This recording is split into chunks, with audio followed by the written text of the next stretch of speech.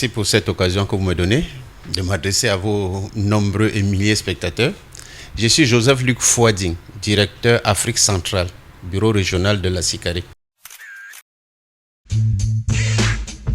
Le domaine d'activité principal de la SICARE, c'est la réassurance. Nous faisons spécialement dans la réassurance, toutes branches confondues, que ce soit en non-vie et en vie.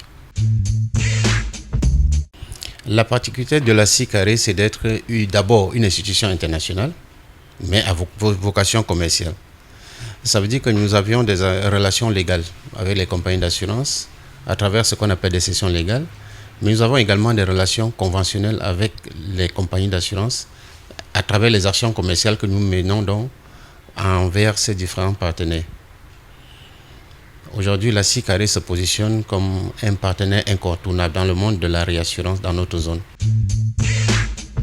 À la date d'aujourd'hui, nous pouvons dire que la SICARE, d'abord sur le plan financier, a un capital entièrement libéré de 100 milliards de francs CFA, un actionnariat suffisamment diversifié, 51% des actions détenues par les États, 49% détenues par des institutions financières et des compagnies d'assurance. Nous avons la BAT qui est dans l'actionnariat de la SICARE, nous avons la BOAD, nous avons également le Fonds de solidarité africaine et puis des compagnies de réassurance également qui sont dans l'actionnariat de la SICARE. Ça, c'est au niveau de la solidité financière. Au niveau des activités, nous sommes à un chiffre d'affaires de plus de 100 milliards depuis plus de 2 ans. Nous avons bouclé l'année 2023 avec un chiffre d'affaires autour de 117 milliards de francs CFA. Pour cette année 2024, nous envisageons clôturer l'exercice avec un chiffre d'affaires autour de 132 milliards de francs CFA. Et donc, je crois que la SICARE poursuit correctement son développement. Nous avons plusieurs bureaux déjà à notre actif à ce jour. Le tout premier, c'est celui de Douala, bureau régional Afrique centrale. Nous avons un deuxième bureau régional qui est celui d'Abidjan pour l'Afrique de l'Ouest. Nous avons une succursale à Tunis et nous avons un bureau de contact à Nairobi, dont la SICARE couvre presque l'étendue du territoire africain, à l'exception de l'Afrique du Sud. Les défis actuels de la SICARE, je parlerai principalement des défis du bureau régional Afrique centrale. Le premier défi, c'est déjà de conserver les acquis.